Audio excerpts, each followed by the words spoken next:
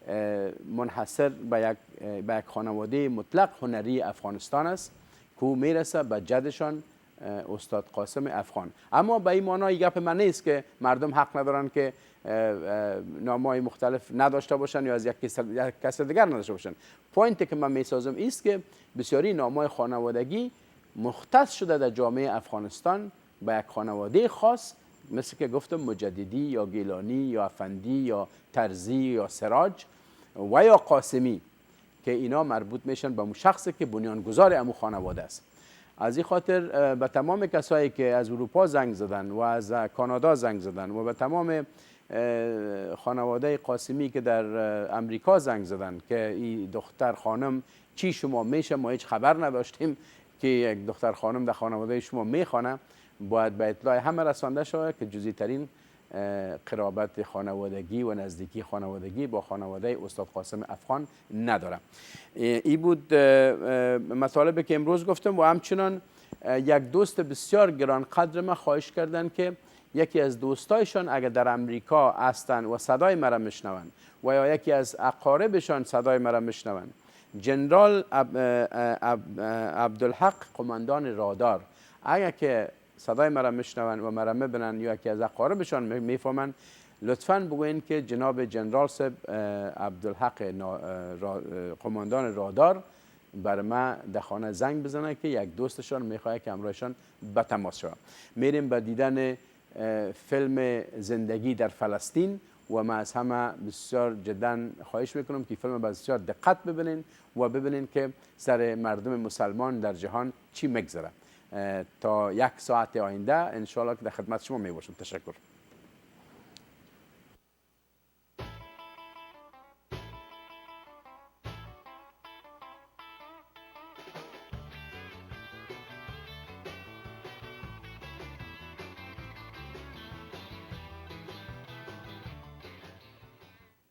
زینت انتریور دیزاین در فلاشنگ نیویورک، دیزاینر افغان با استاندارد بین المللی منازل شما را با دیزاین و تهیه پرده های مقبول و بی‌نظیر زینت می بخشد. زینت دیزاین در دیزاین میز عروس، دیزاین و تهیه لباس عروسی خانم ها و پوش کوچ و چوکی در خدمت شما. هموطنان عزیز، زینت دیزاین محافل عروسی و خوشی شما را با بهترین و نابترین دیزاین ها به میل خود شما آراسته می سازد. زینت دیزاین را با استاندارد جهانی آن فراموش نکنید. جهت معلومات بیشتر با خانم زینت به تلفن های 347 280 42 45 و 718 291 80 49 به تماس شوید. دوش وقت سحر از غصه نجاتم.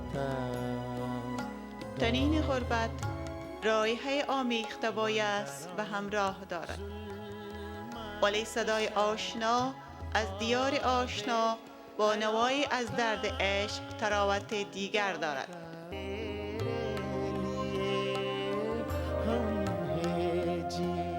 اینک محبوب ترین صدای عشق را در گنجینه رایحه محبوب با یک درد سرشار از عشق و محبت پیشکش شما دلبستگان ذوق می نماییم.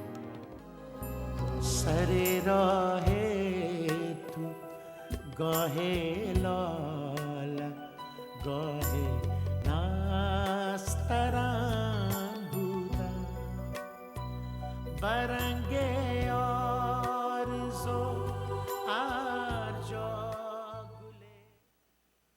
At Dental Comfort, your comfort is our first concern. With our plush black leather chairs, HD TV, and state-of-the-art dental equipment, we make sure you and your entire family have a comforting and pleasant dental experience. Award-winning Dr. Sharma specializes in giving you that beautiful smile with procedures such as Zoom teeth whitening and Invisalign. Ask about our free teeth whitening offer. Most major insurances are accepted and financing is available. در کلینیک دکتر شرما برای مریضان افغانی که به لسان انگلیسی آشنایی ندارند، ترجمان فارسی موجود می باشد. یا شما همیشه از درد گردن، شانه، کمر، آرترایتس، سیاتیک و فشار خون شکایت دارید و یا بعد از آزمایش هر نوع دواها نتیجه نگرفته اید؟ با من دکتر ریمازری کایروپرکتور تماس گیرید. همچنان میتونم شما را در قسمت آسیب دیدگی در کار، تصادم موتر، ورزش با تخصص در کارم کمک نمایم. بیمه ها از قبیل مدیکال، مدیکیر، اچمو، پی پی و پول نقد پذیرفته می شود. تلفن 510 324 85 51.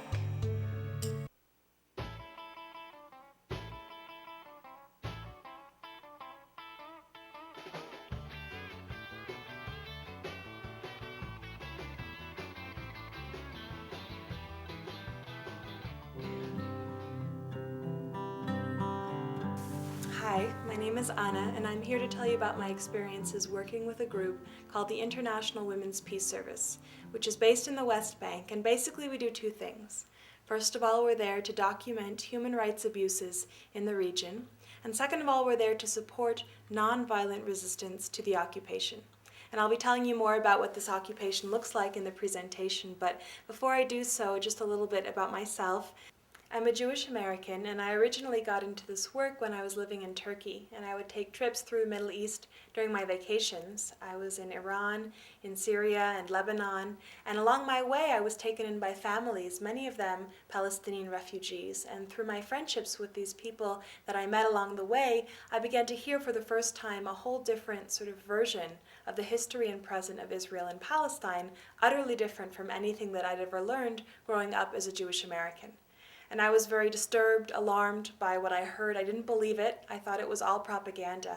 But it sort of planted a seed, and I began to do some of my own research and eventually decided to go to Palestine to see with my own eyes what was happening. And that's when I took my first trip to Palestine. And that's what I'd like to tell you about, is what I found when I got there. I'm not here to give sort of a sweeping analysis of the entire history of the conflict. I'm not here to give every single perspective on the issue. I'm here to give my perspective as a Jewish American who spent 5 months working in the West Bank.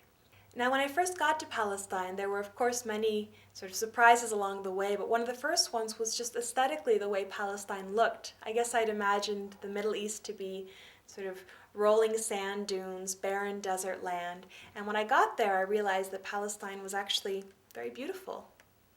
This is a picture showing Palestine in the springtime. You can see how fertile and green the land is. But beyond showing how beautiful it is, I actually think that this photograph captures what I have come to believe is really at the heart of the Israel-Palestine conflict. A lot of people have sort of a perception of this issue as being kind of an age-old rivalry between Jews and Muslims, something that's been going on for thousands of years and will continue for thousands more because at its heart are these sort of deep religious differences. And one of the first realizations that I came to when I got to Palestine was that for the most part, this really is not a war about religion. This is a war about land, about water, about resources. And I hope that my reasons for coming to those conclusions will be clear in this presentation.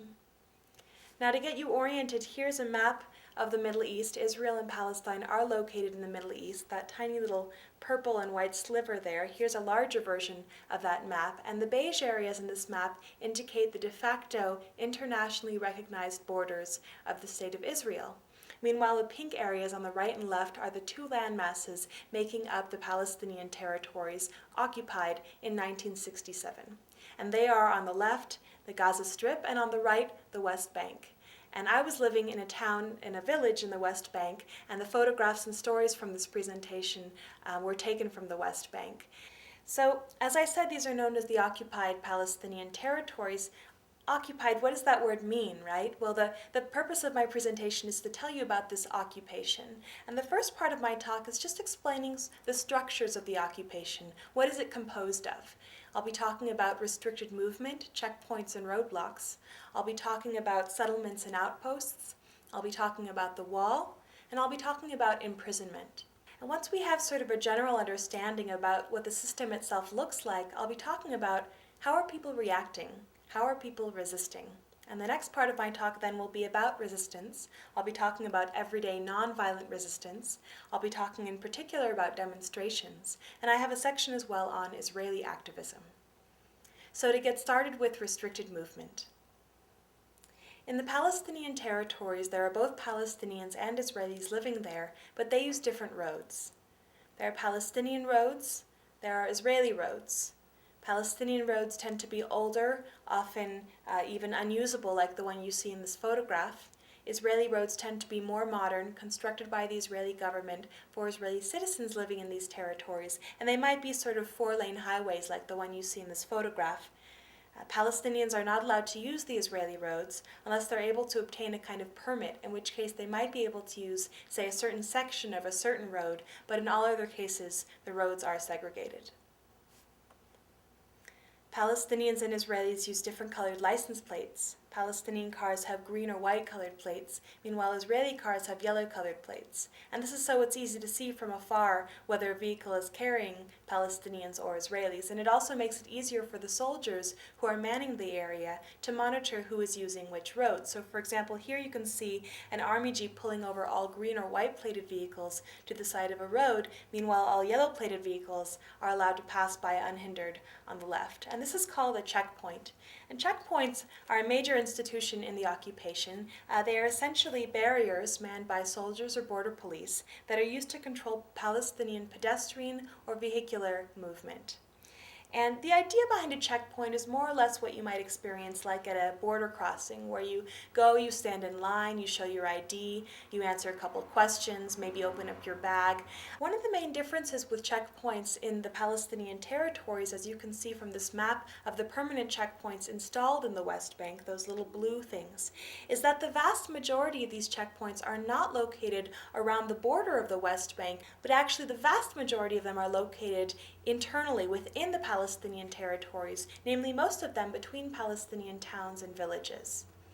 And what this means for a Palestinian person who's living, let's say, just south of Hebron in the south of the West Bank, who wants to travel, 30 miles north to the city of Bethlehem, which is a little bit more towards Jerusalem. So 30 miles, that should take a person under normal circumstances like 30, 40 minutes, maybe an hour tops.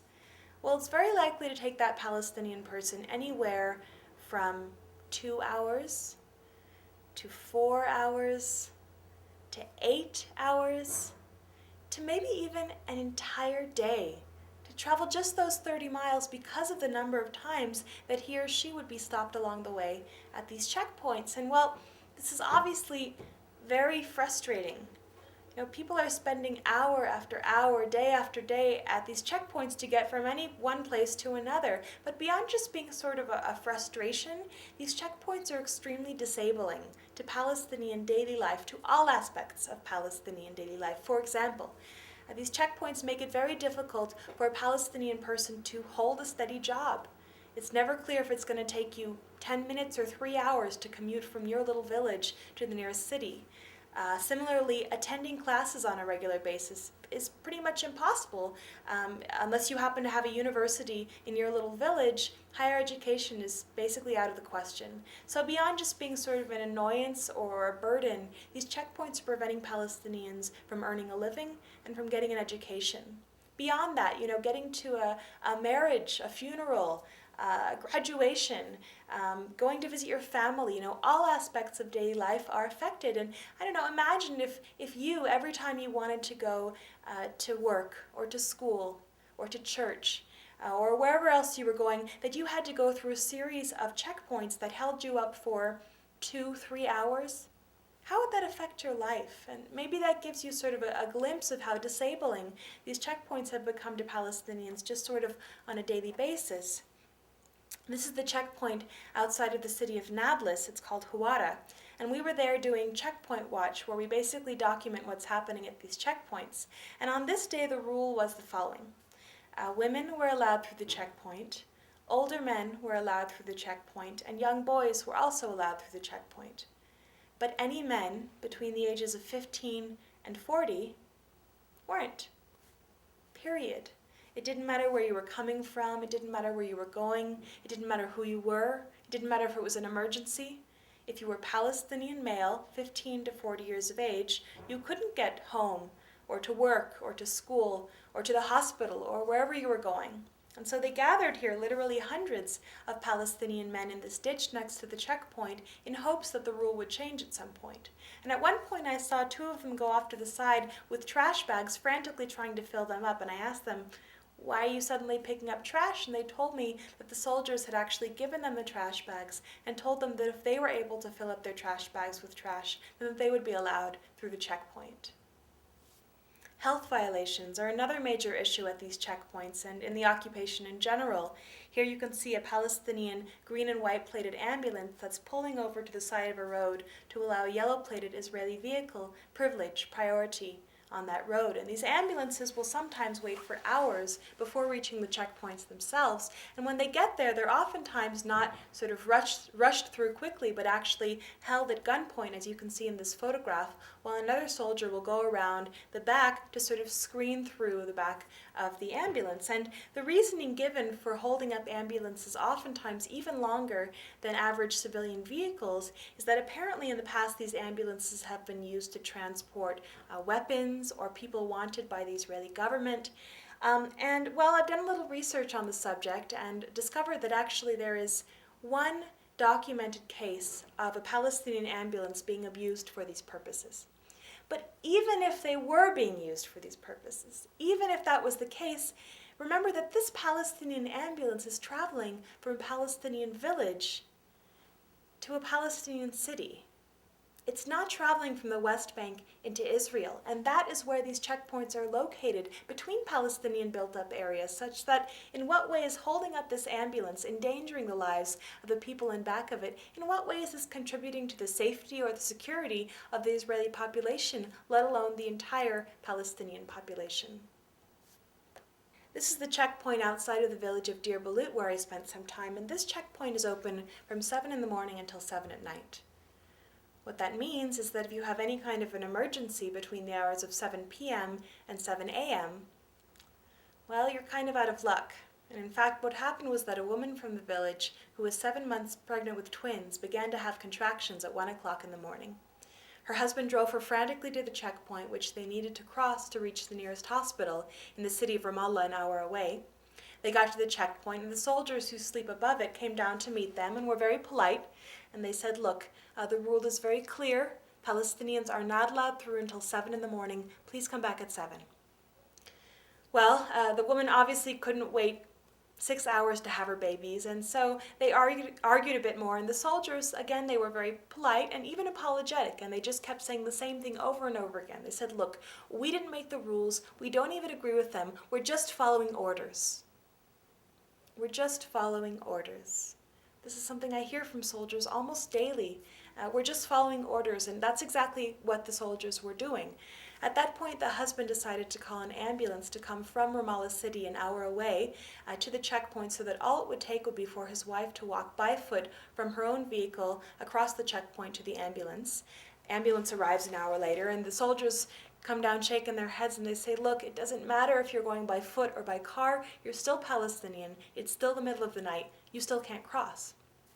At that point, they're sort of tearing their hair out, and the husband decides to call all of his friends, and he, like many Palestinians, had actually worked in Israel, speaks Hebrew, and was able to contact an Israeli friend that had a connection to the army that was high enough such that they were able to get this woman permission to cross the checkpoint and to get to the hospital. The soldiers allowed her through. They wouldn't allow her husband to go with her.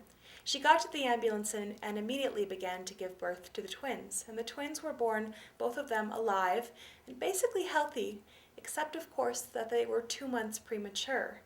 And because they were premature, they were in desperate need of hospital attention. And because they were an hour away on a bumpy road in the middle of the night, having waited almost 2 hours at the checkpoint, they weren't able to reach the hospital in time.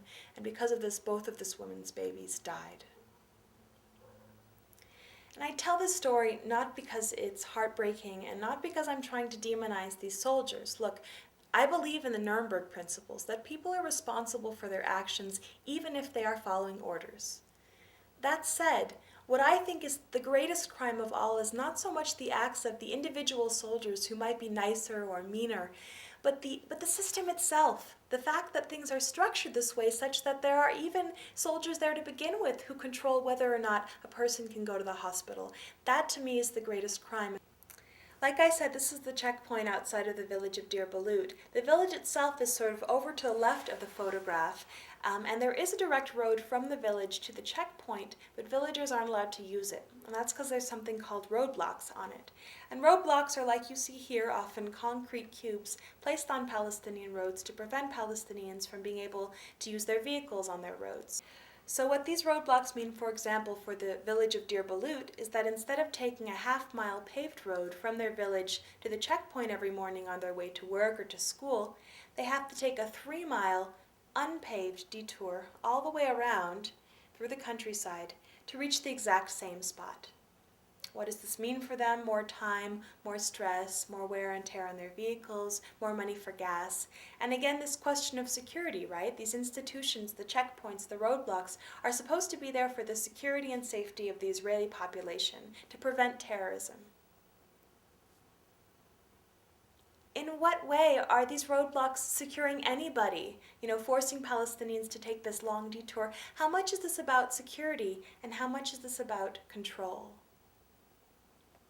Some roadblocks are made with dirt, and you can see these villagers on the right here are coming home from work. They live on the other side of the roadblocks, so what they have to do every morning is that they drive their cars to the roadblocks, park them, walk around by foot, and take a taxi the rest of the way to work or to school, and repeat the process coming home. So these roadblocks prevent something as basic as Palestinians taking their vehicles from their house to their work or to school.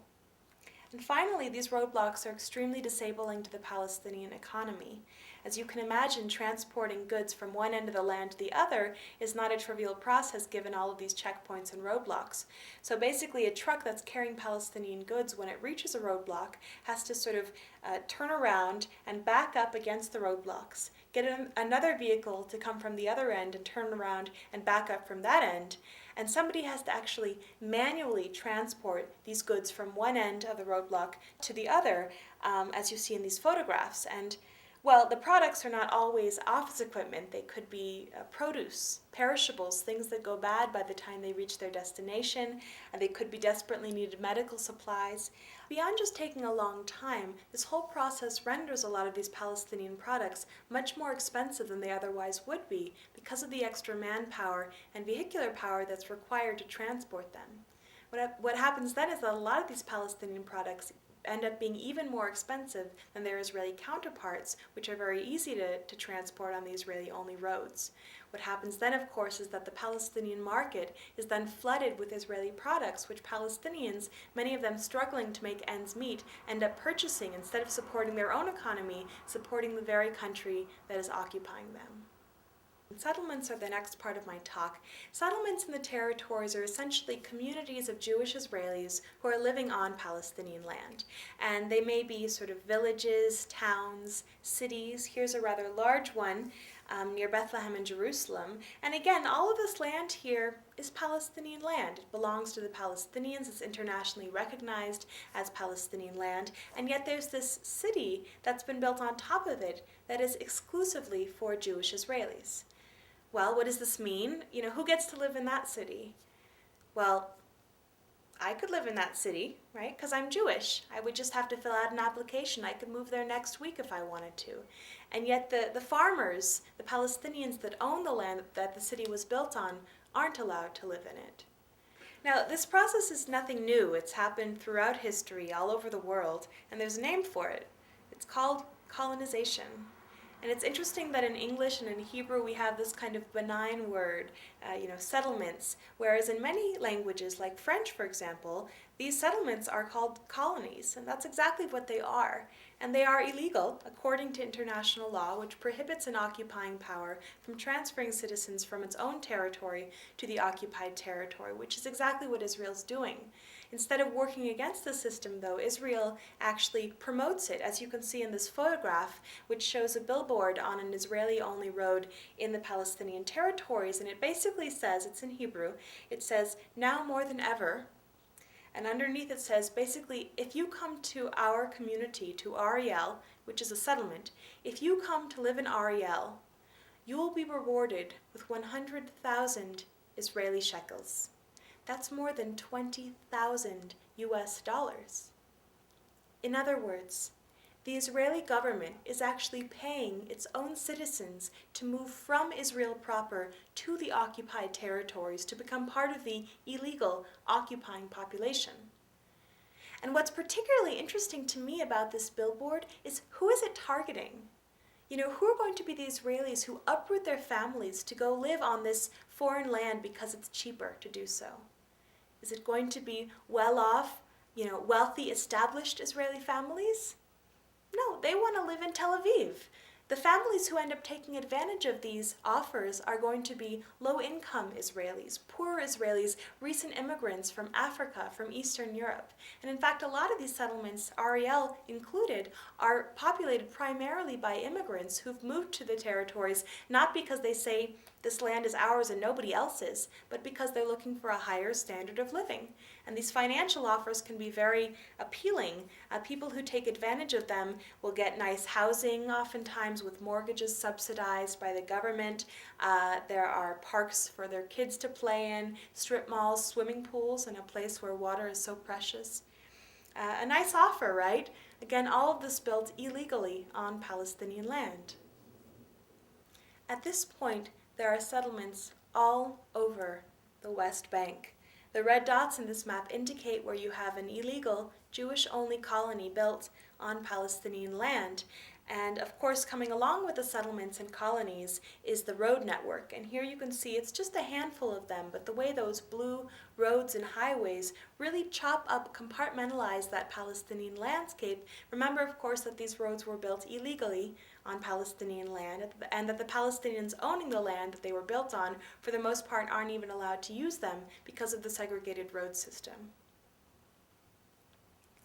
The next part of my talk is on outposts, which are similar to settlements in that they are incidents of Jewish Israelis living illegally on Palestinian land. One of the main differences are the people who choose to live in these outposts. So I talked before about what I call economic settlers, moving to the territories for financial benefits. And they represent about 80% of the settler population, a vast majority that says, according to polls, that they would be willing to leave if they were offered financial compensation. So when Israel says it's impossible to make all of these hundreds of thousands of settlers leave, remember that the vast majority are there simply because the government is paying them to do so. The remaining 20% of the settler population are often called ideological settlers, moving to the territories not for money, but because of their beliefs. And many of them believe that the land in the West Bank and Gaza belongs to the Jewish people, for oftentimes religious reasons or maybe political reasons. And according to many of these people, the Palestinians are the ones who are occupying this land, Jewish land. And so they will actually come in the middle of the night with trailers and simply establish themselves on a plot of Palestinian land and say, we're not leaving, this land belongs to us. Well, a farmer wakes up the next morning and there's an outpost on his land, and while the Israeli government says that it doesn't condone this kind of practice, it doesn't do a whole lot to prevent the settlers from coming or to make them leave. And so over time, these outposts begin to grow. More settlers move into them. Eventually they want a school for their children. They want a fence around them for security. They want a road to connect them to Israel. And over time what you have is it's no longer an outpost. It's a new settlement. And that's the way a lot of these settlements were originally founded and grew into what they are today.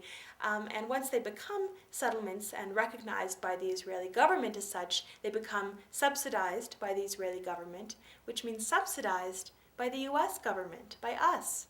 The U.S. government gives Israel between 3 and 5 billion American tax dollars every year. That's more than $10 million every single day. That is going towards upholding these illegal practices.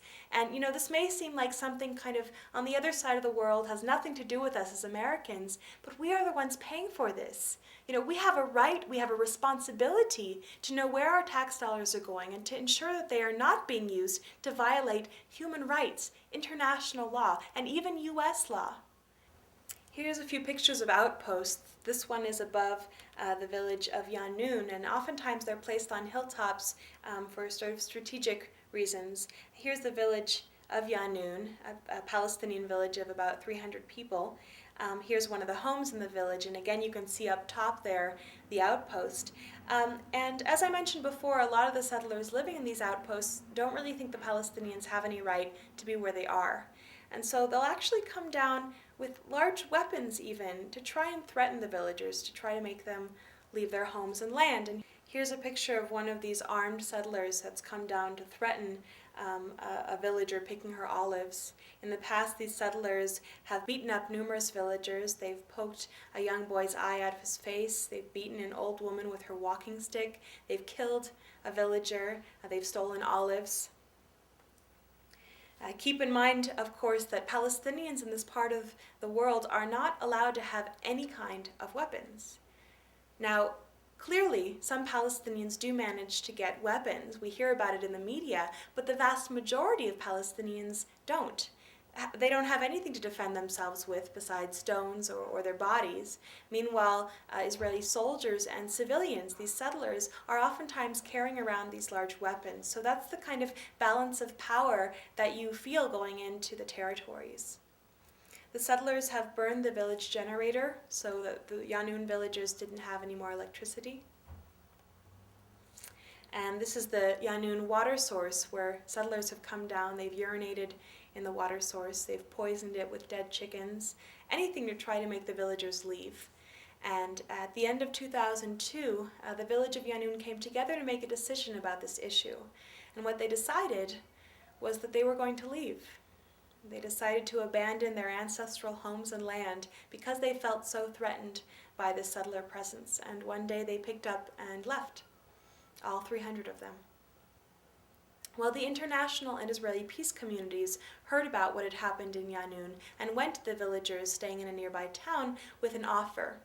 And what we said was, if you choose to return to your homes and your land, we will commit to maintaining a constant presence of international and Israeli peace activists to live with you in your community for as long as you want us there. We will bear witness to these crimes. We will document them, try to get them into the media. We will stand beside you in solidarity should those settlers attack. And about a third of the villagers accepted our offer and have come back to their homes, almost up 100 of them. And living along with them now are these international and Israeli peace activists. And this is a picture of one of those activists. His name's David. He's a friend of mine. And David was actually the victim of a particularly brutal settler attack in which he was beaten to a pulp in his face, which shows that the settlers will attack not only Palestinians, but internationals and Israelis who are there in solidarity with those farmers. But David continues to do wonderful work in the Palestinian territories. He's recovering, and he is a citizen of Israel, a Jewish Israeli, and one of many Israeli activists that I've had the privilege to work with in Palestine. Now, it's very important for people to distinguish between what it means to be Jewish, someone from the Jewish religion or culture, like myself, what it means to be Israeli, a citizen of the state of Israel, and what it means to be a Zionist, someone who supports the idea of an exclusively Jewish state. These are three separate categories. There is some overlap, but they are not the same thing. It's very important to distinguish. There are Jewish people who are not Israeli, like myself. There are Israelis who are not Jewish. 20% of the Israeli population is Palestinian. There are Jews who are not Zionists. There are Zionists who are not Jewish. The increasingly influential Christian Zionist movement in this country. And it's very dangerous when these ideas become conflated because people start associating them as equal, such that people are afraid of standing up against what Israel's doing because they're afraid that would make them an anti-Semite or a Nazi or something. And it's absurd. It's crazy. You know, occupation and oppression have nothing to do with Judaism. And to criticize these things is not anti-Semitic. So it's important to keep these things separate in our minds. Here you can see a Jewish Israeli, a rabbi from a group called Rabbis for Human Rights, planting an olive tree alongside a Palestinian farmer. Here you can see an Israeli activist protesting the policies of her government alongside Palestinian colleagues in the resistance. In Israel, all Jewish men and women are required to serve in the military, but there have been thousands of Israelis that have stood up and said, we refuse to take part in this institution, and they're known as the refuseniks. And I have to say that in Israel, there's a much higher tolerance for debate and dissent on this issue than you find in the United States. In Israeli newspapers, you'll find much more candid descriptions of the occupation than in US mainstream newspapers, where sometimes it's even taboo to use the word occupation. But in Israel, actually, the majority of the people are opposed to the settlements and opposed to the occupation as it is right now. So a lot of times, people in the United States feel like they have to support the Israeli government in order to support the Jewish people or the Israeli people. And they don't realize that just like in the United States, there are Americans that don't always support what part of their government may do. There are Israeli citizens that don't support the Israeli government. And actually, a very telling statistic shows that it is 5 times more likely for an Israeli soldier to commit suicide than to be killed in a terrorist attack. And so when people talk about this occupation as helping the Jewish people, they don't realize how many Israelis are actually against it and how important it is for the Jewish people as well as the Palestinian people to end this. Refuseniks often suffer from discrimination within their own communities. I've known refuseniks that have been ostracized by their communities, even disinherited by their families, refuseniks that have gone to jail for what they believe, and refuseniks are ineligible for a number of jobs in Israel. So there's a whole slew of institutions built up to prevent Israelis from speaking out against what their government is doing. And yet they continue. Here is a Palestinian farmer picking olives with an Israeli activist in the olive harvest. I'd like to bring us back to the main outline. We've talked about restricted movement, we've talked about settlements and outposts, and down at the bottom there we've talked about Israeli activism. And I'd like to begin now talking about the wall before getting into imprisonment and, of course, resistance. So, the wall. This is a picture of the wall that Israel's building. That's me and a friend standing in front of it. And this is what it looks like in urban areas. It's 25-foot concrete. And oftentimes in the newspapers you'll find it's not called a wall. Instead they call it a security fence. And a lot of people really believe that this is a security means. It's to prevent terrorism. And I've talked to people who say, well, look, it's very sad to have a wall and everything, but we've been fighting for so long, and all we want is peace. And maybe if we just stick up a wall between the two sides, they'll stop fighting each other. They'll stop killing each other. Well, this is an interesting question, right? Does separation, does segregation bring peace? Also interesting is that a lot of the people that support the wall, it turns out, if you ask them, may not have ever actually seen a map of where the wall is being built. And this is really critical to understanding the intention behind and what the effects are actually going to be of this wall. So, if you were going to build a wall between your house and your neighbor's house, where would you build it? Along the property line, right? Or maybe a little bit on your territory. Well, take a look at where Israel is building this wall. In this map, you can see the border around the West Bank, and then you can see those red lines that indicate where Israel is constructing this wall. As you can see, over 80% of it doesn't even touch the green line, that border of the West Bank, but actually snakes in effect annexing all of that land on the western side onto the Israeli side. In particular, take a look at the Jerusalem area, where most of the land is being taken. And remember, of course, that Jerusalem is a holy city not only for Jewish people, but also for Muslims and for Christians. 20% of the Palestinian population is Christian. And they, along with their Muslim counterparts, are being separated from the religious center of their land, as well as the economic center of their land and the geographic center of their land. The entire eastern third of the West Bank was going to be cut off with the wall, and now instead of building a wall, they've decided to line that eastern third with checkpoints so that Palestinians, for the most part, can't even access that part of the West Bank. So what's happened is that it's been chopped up. The West Bank has been chopped up into little sections. And here is a series of 4 maps that really show over time what has happened. And I think that they really tell the story well.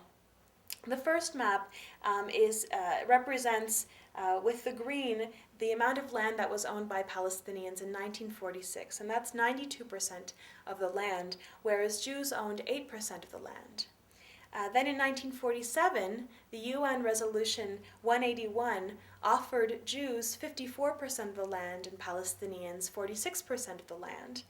By the end of the 1948 war, when Israel was declared a state, the Jewish Zionist forces had actually acquired 78% of the land, leaving the Palestinians with 22% of the land in the West Bank and Gaza.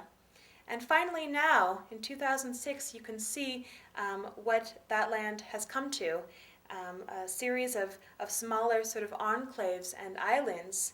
Here you can see the region that I was living in, and the way that Palestinian territory has been sort of chopped up and compartmentalized by that wall. In particular, at the top left is the city of Qalqilia, a city of more than 50,000 Palestinians that has been completely surrounded by this 25-foot concrete wall, such that its outskirts look something like this now.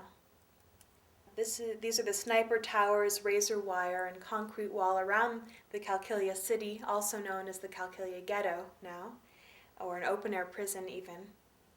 And very interesting is that as a person of privilege in this part of the world, as an American, as a Jewish person, as a white person, I was actually able to see this wall from both sides of it. So here are photographs of the Qalqilia wall from the city of Qalqilia, the Palestinian side. Meanwhile, the next photograph I'm going to show you is a picture of this exact same wall from the Israeli highway that passes by on the other side of it. And I think this is very interesting. They've sort of built up on a slant up to the wall where they plant flowers in the springtime, such that it doesn't even look like a wall. And as I said before, many Israelis are much better informed about the situation than American Jews or Americans in general in this country. And yet at some point, I actually think that most Israelis probably don't even know what the wall looks like, where it's being built, what it's doing to Palestinian farmers and families. And this, to me, is almost a kind of censorship, preventing that message from getting across. And of course, censorship is something happening in our country as well. Here's a little anecdote. A friend of mine was flying back from Palestine to the United States, and she had a layover in Germany along the way where she picked up this issue of International Newsweek because it had a particularly sympathetic article about the plight of the Palestinians. You can see at the top there. And then she had another layover in Chicago on her flight home where she found this.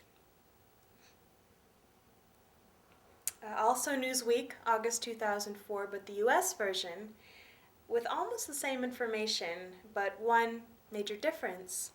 That article about the plight of the Palestinians had been completely removed from the entire magazine and replaced by one about the Olympics. And, well, some people will tell you that's just because Americans don't care about the Middle East, but you know, look at the cover story. Of course Americans care about the Middle East. We read about what's happening in Iraq. We read about what's happened in Lebanon. This is a kind of censorship, and it's happening all over the place. We need to be aware of it. It's very dangerous, of course, because the very people who are paying for what's happening don't know what's happening. And so, you know, you don't have to take my word for it. I tell people, do your own research. You know, I didn't believe it when I first heard it. I did my own research, and that's what I recommend for other people to do. Now, another kind of censorship is just also in the wording. So, for example, instead of calling it a wall, calling it a fence. And, well, to be fair, in rural parts of Palestine, the wall looks like this. At its base is wire fence. But if you look a little bit closer, you'd find that this fence is not the kind of fence that you'd have like in your backyard kind of fence. Much of it is reinforced with heavy-duty electric wire and almost everywhere with razor wire. Back to the concrete areas, this is Abu Dis, a neighborhood of East Jerusalem. And what I want to illustrate here is that when you have a Palestinian built-up area and an Israeli settlement in the Palestinian territories, the wall won't be built, first of all, along the actual border, or even right in between the Palestinian town or village and the nearest settlement, or even sort of right up against the settlement to just get it onto the Israeli side. But oftentimes, in my experience, they'll build the wall as close as possible to the Palestinian built-up area so that not only the settlement, but all the land between the settlement and the nearest Palestinian town or village also ends up on the Israeli side. And this land, it's not just pretty land to have a picnic on once in a while. This land is usually the land that farmers and families in surrounding areas have been living off of for generations or even hundreds of years. This is their livelihoods that's being taken away from them. One of the things I do with IWPS is actually accompanying farmers to their land that has now been stranded on the other side of the wall or checkpoints. And Israel says that although it's cutting off farmers from their land, it will allow them through at certain times with a certain kind of permit. Well, this is a man that I accompanied to the gate of the wall in hopes of getting to his land, and he had gone to acquire one of these permits to get to his own land. And he actually had papers as well dating back to the Ottoman era proving that he was the owner of that land on the other side, that he could see through but he couldn't get to when he wanted to. Well, we went together and we waited for 2 days, trying to flag down any jeep that would pass by, hoping that soldiers would let us pass, and they wouldn't. And this man, he didn't even want to go to pick his olives. He just wanted to go to be on his land. He said, I just want to sit under my trees, and he couldn't. So another thing that people are cut off from is each other.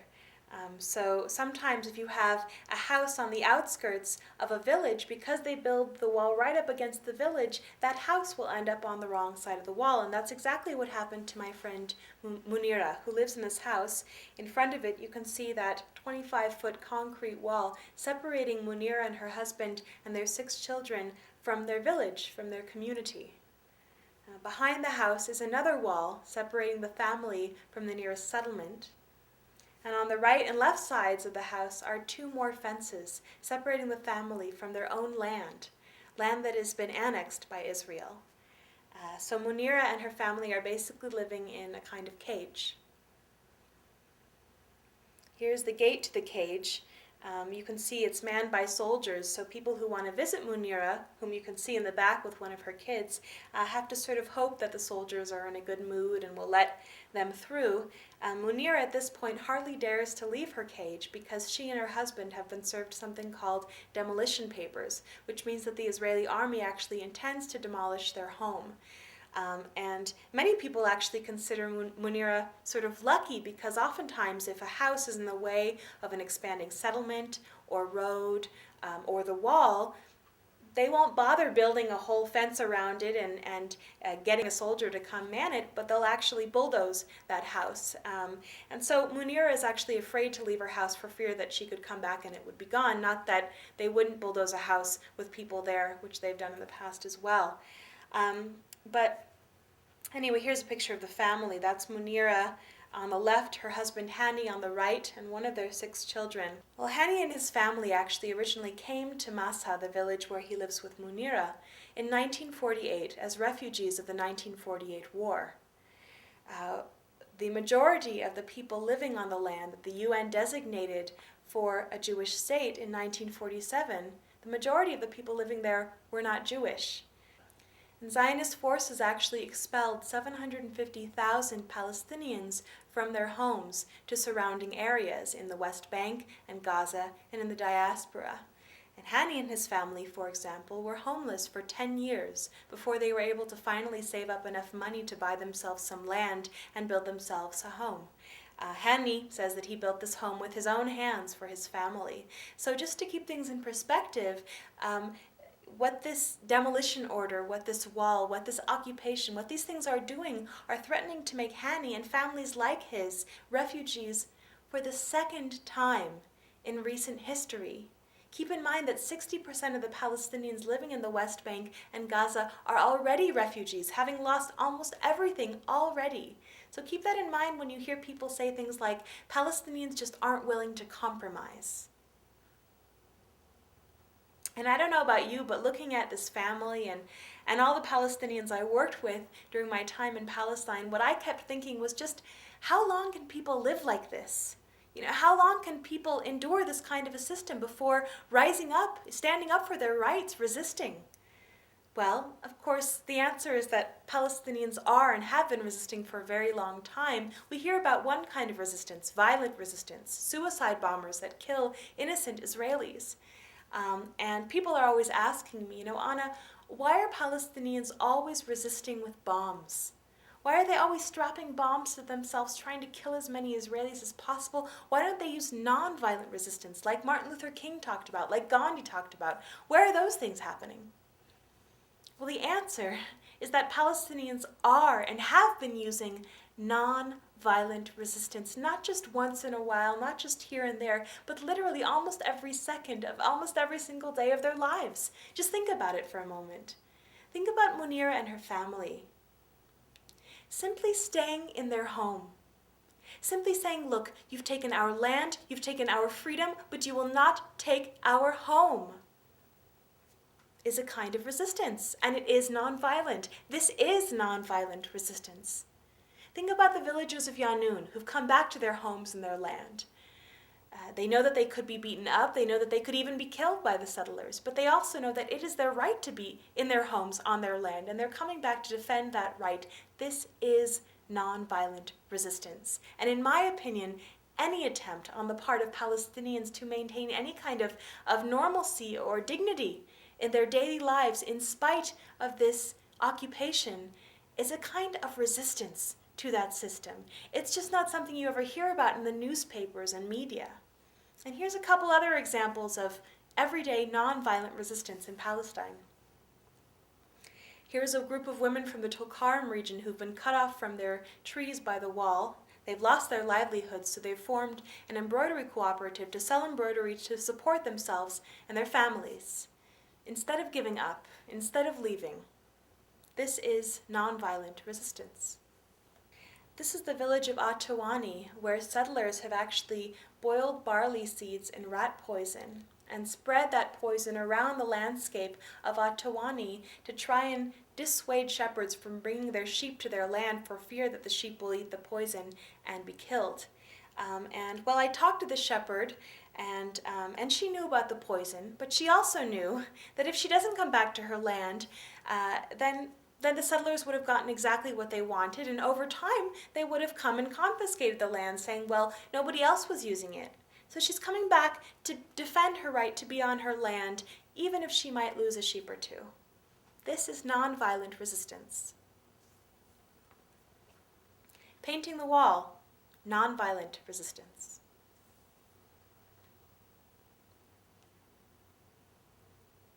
Climbing the wall is nonviolent resistance.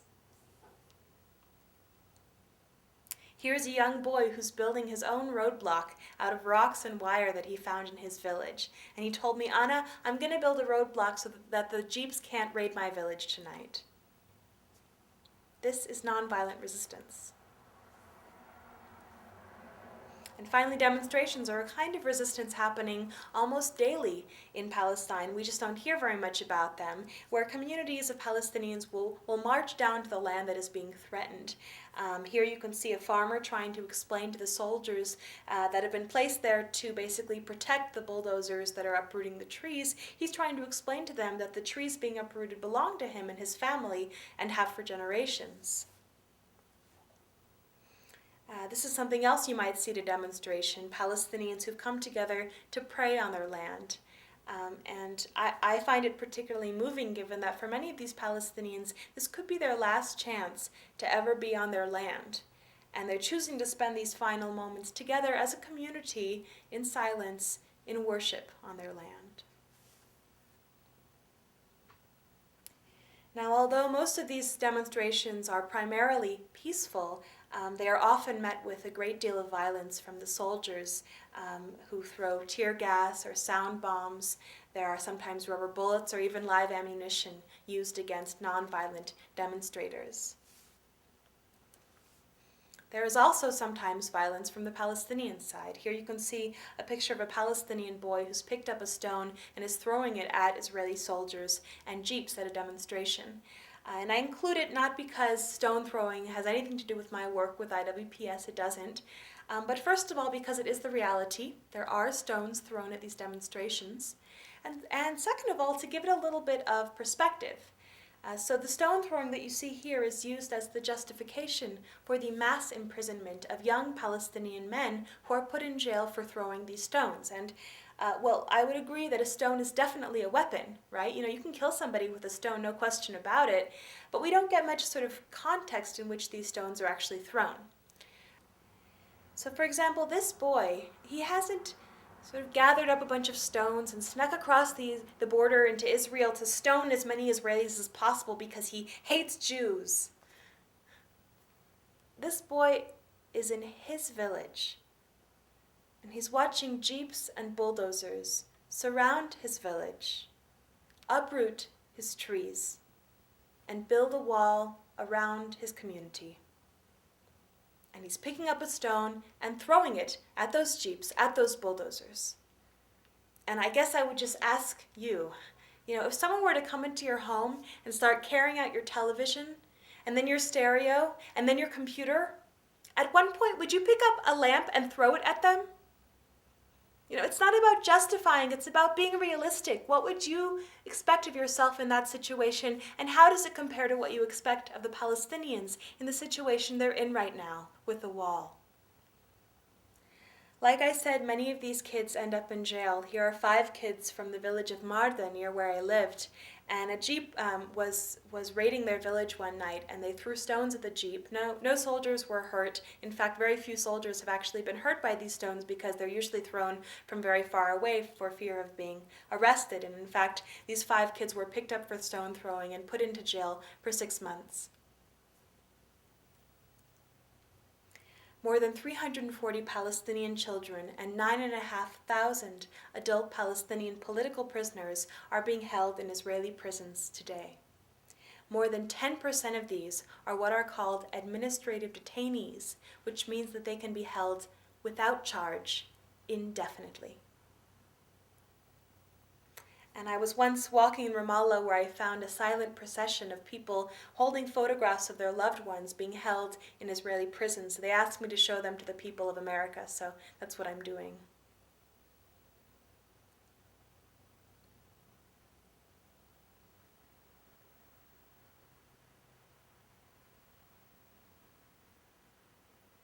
About 40% of the entire adult Palestinian male population in the occupied territories has been detained in Israeli detention.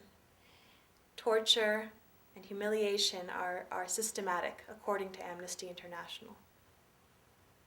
And I guess what I find so incredible is that in spite of the systematic imprisonment of Palestinians involved in violent and non-violent resistance, in spite of the checkpoints and the roadblocks and the settlements and the outposts and the wall and the land confiscation, in spite of all of these things, that Palestinians continue to resist, continue to stand up for their rights.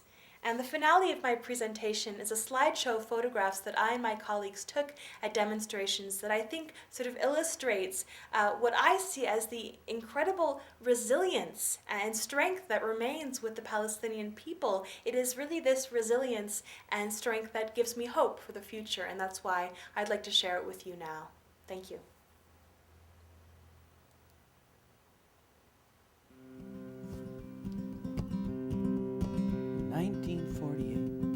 I fled my village.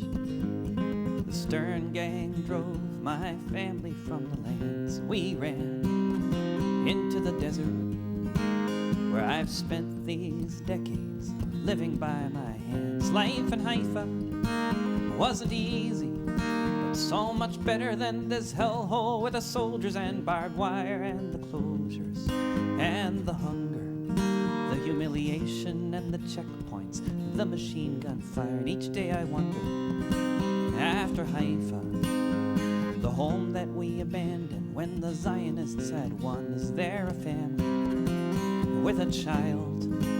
Does its father love it as I loved my only son before the soldiers shot him down, riddled him with bullets in his back and in his head? Home in Haifa, in my house, does his father know the pain there is in an empty bed?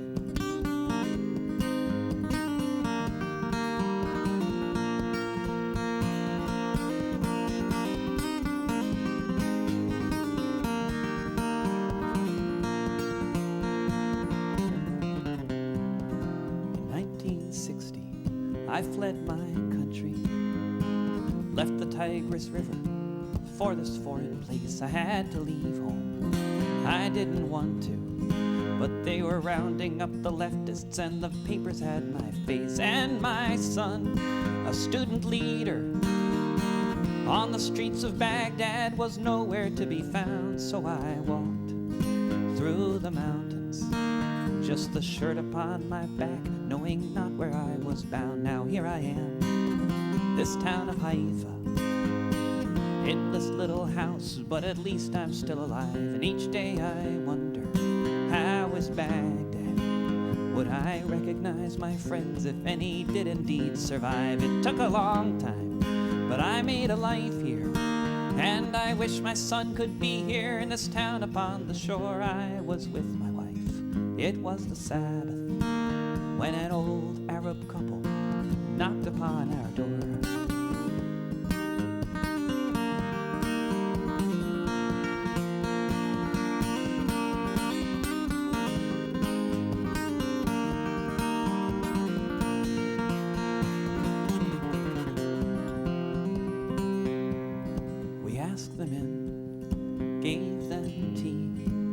That's what you do with strangers. We could see they meant no harm. We told our story, they told theirs. Us of our life in Baghdad, them of their family farm, and of this.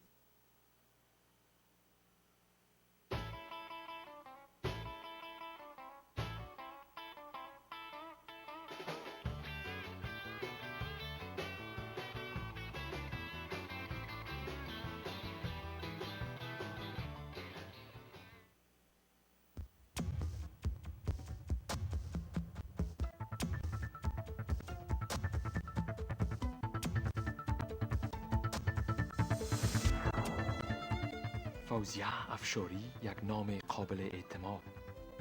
برای خرید و فروش خانه و یا مکان تجارتی فوزیه افشاری در لانگن فاستر به تماس شوید. تلفن معلومات 703 728 44 30.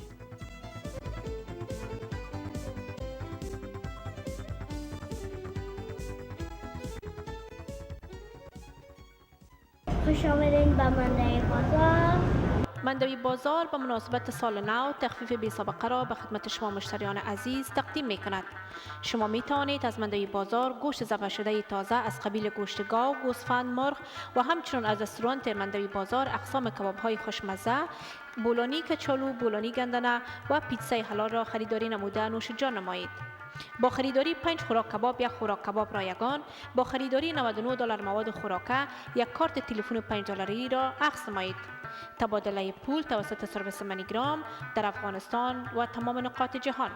فراموش نکنید مندوی بازار هر نوع فرمایشات کیترینگ شما را با قیمت‌های مناسب می‌پذیرد. Perfection, baby. That's what it is, perfection. The Timbo no Pisho, it's not a joke, baby. You gotta do it right, please. Man, I need to pick me up. Drink some of my chai. No, I can't be doing that chai thing. I need more than that. Let's get out of here. DJ Creepy, I'm gonna take you somewhere hella crazy. Mwah. Aloha. You're gonna love this, Creepy. I'll take the usual. Okay. Make that too. Okay, got it. Maui Wowie, Hawaiian coffees and smoothies. We got 2 brand new locations, one in Newark, California and one in San Jose, California. Kona coffee. Yeah, I'll have a smoothie. Our 2 new locations are 39700 Cedar Boulevard in Newark, California and 5663 Snell Avenue in San Jose, California. There you go, guys. Aloha. Thank you, guys. Have a good day.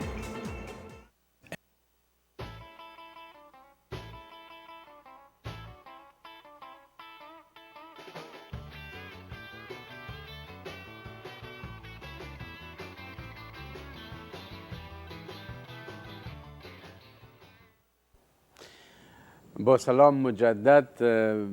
ما وقتی که فیلم به شاگردایم در یونیورسیتی در CSU نشان دادم در کورس Cultural Anthropology of the Middle East، 2 دخترای امریکایی گریه کردن و از صنف برآمدن.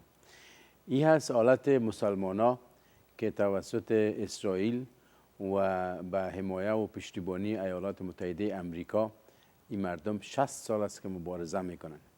معلوم دار سران فلسطین هم کمی و کمبودی هایی داشتن به شمول یاسر عرفات که تا در وقت اشغال افغانستان توسط روس یکی از اشخاصی که از اشغال روس شوروی او وقت طرفداری کرد همین یاسر عرفات بود.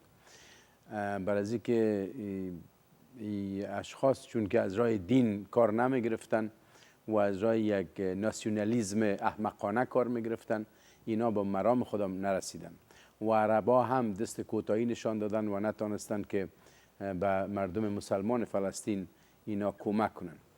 اما چرا من این فیلم نشان دادم؟ اولی که یک تعداد جوانای ما قطعا از این بدبختی هایی که سر مسلمان ها هست اینا هیچ خبر ندارن و از همین خاطر است که تمام روز از حکومت افغانستان و امریکاییگری و اینا پشتیبانی میکنن.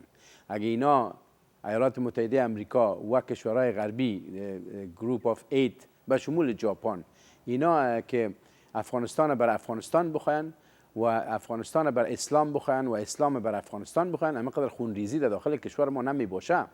اینا چرا اول این مسئله فلسطین خودشان حل نکردن در 60 سال؟ یک فیلم دیگه هم است به نام اکوپیشن 101 که جوانا میتونن کی را آردر کنن و چی کنن و آردر کنن یا رنت کنن. رنت خو نخواد شد، باید آردر کنین. اکوپیشن 101 او بسیار مفصل تر است درباره تاریخ فلسطین و اینکه چطور در یهودا در اوج جایگزین شدن. و من بسیار خوش شدم که یک دختر یهودی امریکایی این فیلم مستند تهیه کرد و در هفته آینده او در خدمت ما می باشه، در خدمت شما می باشه. انشاءالله که اگر کدام سوال هم داشتین میتونین که چی کنین. امروز ساعت 3:30 بعد از ظهر بعد از برنامه ما ساعت 3 خلاص میشه. ساعت 3:30 بعد از ظهر برنامه رسالت به گردآورندگی جناب خواجه بشیر احمد انصاری که یک جوان بسیار مدبر و یک جوان دانشمند است و در گذشته‌های چند سال پیش مجله رسالت در کالیفرنیا به چاپ رساند و کتابش در افغانستان در آتش نفت زیادترین خواننده را در افغانستان داشت. برنامه رسالت شروع میشه و من از تمام بینندگان تقاضا میکنم که برنامه رسالت هم باید ببینن و سپورت کنن، برای از اینکه من میفهم که در برنامه رسالت چیزایی گفته میشه که شما از او حتما لذت میبرین. یک ورق نوشته شده از جناب سید غفران پاچا که یکی از برادرای پشتون است به من رسیده و سید غفران پاچا یکی از علاقمندان بسیار شدید برنامه داکتر یونس شو و از شخصیت مس و یکی عقاید سیاسی خود داره. من به او هیچ غرض ندارم، برای اینکه هر انسان حق داره که نظریات دینی، عقاید سیاسی، عقاید فکری خود داشته باشه. برای اینکه انسان یک موجود آزاد است و ستم فکری در اسلام مجاز نیست و ستم فکری در جامعه متمدن هم مجاز نیست. یک پرسه کوتاه بر من نوشته کرده که محترم جناب داکتر صاحب یونس، عرض می دارم این که به خاطر عقیده سیاسی خودم برای از توسط چند نفر از جوانان پشتون به من اخطار و حمله شد و مگر من به پلیس زنگ زدم. اگر شما لطفاً به این مردم کمی از تربیه سیاسی تبصره کنید خوش میشم. امضا سید غفران پاچا. من فقط به جوانا در اینجا میگم برادران عزیز، شما پشتون هستین، ازبک هستین، تاجیک هستین، هر چی که هستین، شما باید بفهمین که اول چطور یکی دیگر را قبول کنین. شما باید بفهمین که چطور عقاید سیاسی یکی دیگر را قبول کنین. شما چطور باید بفهمین که از اخلاق اسلامی کار بگیرین. و عقاید سیاسی مردم بسیار مردم است از مرا دوست است، من مخالف عقاید سیاسی است و من مخالف عقاید سیاسی، اما دوست من است. این به خاطر عزیزه که هر انسان متمدن، هر مسلمان نیکسیرت، اینا حق دارن که عقاید دینی، سیاسی و مذهبی و اینا خود داشته باشن. ما خو گوسفند نیستیم. من همیشه میگم ما خو گوسفند نیستیم که هر چی که یک طبقه بگویه او را قبول کنیم. و تا جایی که من خبر شدم به خیالم جناب سید غفران پاشا سر مسائل پشتونیزم با اینا کدام مشکل داشته و این جوانا سرش حمله کردن و ای به پلیس زنگ زدم. ما یک چیز دیگرم بر شما بگویم که هر دفعه که یک کیس خانوادگی یا یک افغان ما به پلیس راجع میشه یا پلیس خبر میشه و در سر از مثلا میاد یک دوسیه بسازم، ما معرف دو چیز هستیم در امریکا. یکی معرف افغانیت خود هستیم که باید چقدر با تربیه باشیم و دوم معرف اسلامیت خود هستیم که ما اسلام باید نشان بدیم که اسلام چی دین معتبر و یک دین خجسته است که ما الحمدلله با لباس اسلام هستیم. اینا یک آدمی که به اسلام بود او هیچ وقت پشمه مسئله افغانیت و پشتونیزم و این گپا هیچ پشمه بیماناست. اسلام که بود او هیچ وقت از رای اخلاق نمیبرایه. برای از اینکه حضرت رسول کریم صلی الله علیه و سلم میفرمایند ما برای تکامل مکارم اخلاق آمدیم. این که غفران پاشا عقاید سیاسی خود داره و دیگه جوانا عقاید خود دارن، این موضوع شخصی خودشان است. ضروری نیست که در این موضوع جنگ کنن یا مسیجا را بانن در وایس میل از او و اخطار بتن و این گپا. بسیار کارهای اشتکانه، بسیار کارهای نادرست است. ولو که آقای غفران پاشا عقب جانب هم نباشه.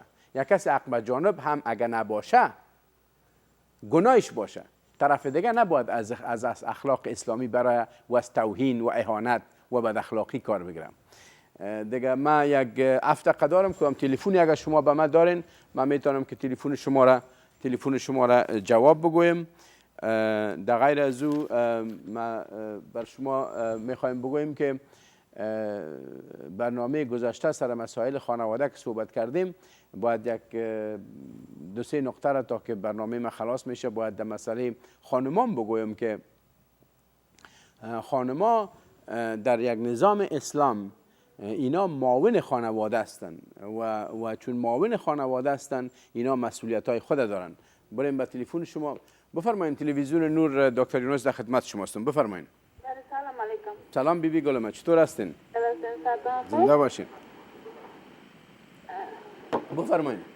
می‌خواستم من گپای شما را صحیح نشنیدم. بله. می‌خواستم داشت تکرار کنین بعض دوستایی که در یک جایی که میرین گپای زشت میزنن تا بالا میزنن و نمیفهمیم که گناه چی است. بله بله. می‌خواستم که نمی حرفا را به گوش از نامت آدمایی که برسانین. بله. خواهش میکنم. تشکر بیبی گلم، تشکر. بیبی زنگ زده بودن که کسای گپای تا بالا میزنن، طعنه میزنن، کیانه میزنن و به این گپا، این اخلاق اسلامی شخص نشان میده. شما که کسی که مشکل دارین، مثل که ما همیشه گفتیم که ما مشکل دارین در امور سیاسی دینی بفرمایید در تلویزیون بیاین گپ بزنین. این در پشت مردم گپ زدن و طعنه دادن و کیانه دادن و گپای زشت گفتن این مساوی تعلیمی و اخلاق پایین مردم نشان میده. ولو که بسیار پولدار باشه، ولو که داکتر باشه، ولو که پوهان باشه، وقتی که تخریب کرد، دو زد، فحش گفت، معلوم است که اخلاق اسلامی سالم نداره. از این خاطر شما باید بسیار احتیاط کنین که در جامعه چه قسم منایس یک انسان با اخلاق شما ارزندام کنین. بفرمایید. تلویزیون نور دکتر یونس در خدمتتان هستم. بفرمایید. بفرمایید. بفرمایید. سلام علیکم. السلام علیکم جانم. بفرمایید. چطور دارین؟ خوب هستین؟ زنده باشین. امر کنین جانم. برای شویتان بسیار جالب است و ما را بسیار خوشم آمده. زنده باشین. ببخشید یک سوال مربوط به از یک چیز است از پروگرام امروز تان که بود. بله. از خاطر زنگ زدم این پروگرام که دوباره شما تکرار میکنین نه صبح. امشب ساعت 10 شب پخش میشه، بین 10 تا 11 شب پخش میشه و صبح بین 10 تا 11 صبح یک شنبه پخش میشه. بله. تشکر. باشین دکتر صاحب، شویتان ما همیشه میبینیم. زنده باشین. زنده باشین برادر ما. دعا کنین، فقط دعا کنین، زنده باشین، کم نشین. به امان خدا جان. بفرمایید. تلویزیون نور در خدمت شما هستم. بفرمایید. بفرمایید. سلام، چی حال دارین؟ خوب هستین؟ زنده باشین بیبی گلما. بفرمایید.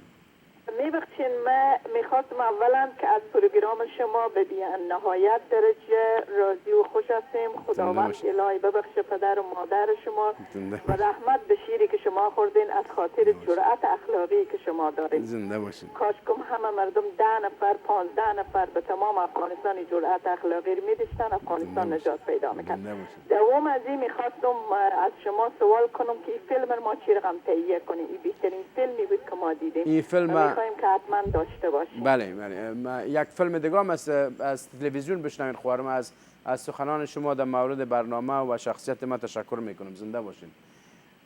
این فیلم شما میتونین که چی کنین؟ ما براتون آدرسش میتونم در هفته آینده که خود انا اینجا همراه من میشونه براتون آدرس مکملشون خود انا میتم، تلفن خود براتون میتم. و یک فیلم دیگه هم از برنامه Occupation 101 Occupation 101 میتونین که او را شما چی کنین داشته باشین. بسیار تشکر بی گل من. بفرمایید تلویزیون نور در خدمت شما هستم. بفرمایید. دکتر صاحب سلام احترامات به شما تقدیم میکنم. سلام جان من. صحتتان خوب است دکتر صاحب؟ بسیار لینات مصروف است که ما دیر وقت دارم بهتون صحبت نداشتم. ما خداوند را شکر میکنم که شما صحت دارین. زنده باشین. زنده باش جانم. زنده باشی. امیر کو جان من. تشکر دکتر صاحب. بسیار با منظرت ما یک دو سوال داشتم از یک دوست دیگه. ما یک برنامه داشتم ما سوال کردم مگر او سوال قناعتبخش جواب قناعتبخش به ما دادن نتونست. بعضی گپایی را زدند اونا. ما مسئله رو به این شکل گفتم که موضوع دینی است که ما گفتم ما میخوانیم که بسم الله الرحمن الرحیم. ما برش گفتم که یک مسئله رحمان و رحیم رو ما تشریح بکن و یک مسئله دیگه است که خداوند جنت پیدا کرده و دوزخ پیدا کرده. مگر او برادر ما یک موضوع گفته که خداوند اتنا میکنه کسایی که در هند هست کجا گرمی بسیار زیاد است مگر خداوند اتنا میکنه که باز هم در دنیا اونا را بسوزانه و هم در دنیایی را بسوزاند.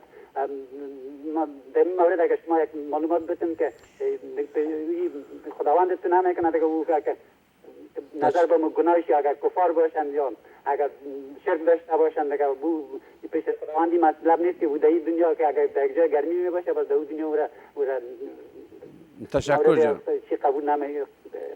مقصد یک سوال ما بود. تشکر جان. تشکر.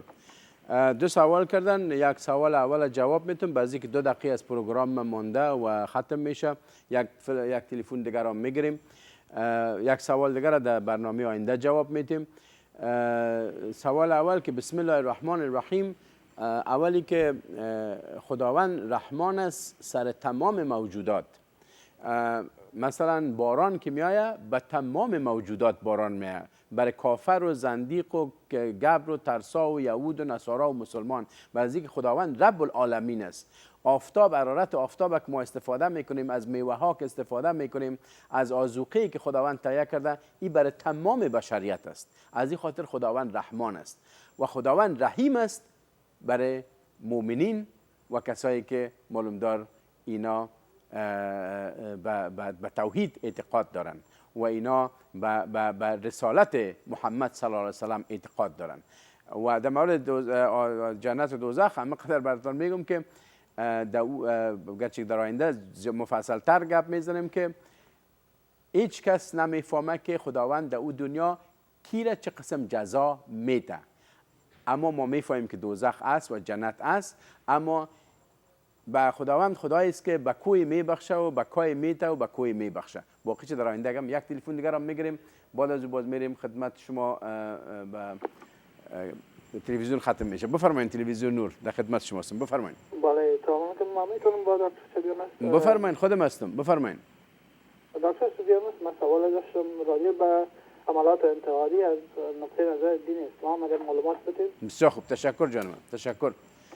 عملات انتحاری معلوم دار در دین اسلام هیچ نیست و خودکشی در دین اسلام ممنوع و حرام است و یک مبارزه به نظر شخصی ما یک مبارزه غلط است. اما قسمی که انا در این فیلم گفته که اینا خود میکشن به خاطر اینکه وطنشان گرفته شده، خانهشان گرفته شده، ناموسشان گرفته شده، تمام چیزشان گرفته شده. صدا از اینا را نه ملل متحد میشنوه، نه امریکا میشنوه، نه کشورهای غربی میشنوه، نه مسلمانایی که در چهار طرفشان است میشنوه. اما حملات انتحاری یک چیز محکوم شده است. این بود برنامه امروز ما از تلویزیون نور. تا برنامه آینده که هفته آینده است و امرای انا بلیتسر امی پرودیوسر و کسی که DVD را ساخته یک مصاحبه دارم و شما میتونید که سوال کنین. یگانه خواهش میکنم میسته که میمان ماست و برش تبریک بگوین که یک چیز ساخته و تشویقش کنین و اگر سوالی داشتین ماندگارش سوال کنین. در هفته آینده در خدمتتان خواهم بود. بسیار تشکر. شب و روز شما بخیر و خداوند یار و مددگار و فرشتای عالم نگهبانتان باشه. ساعت 3:30 برنامه رسالت فراموش نکنید. تشکر.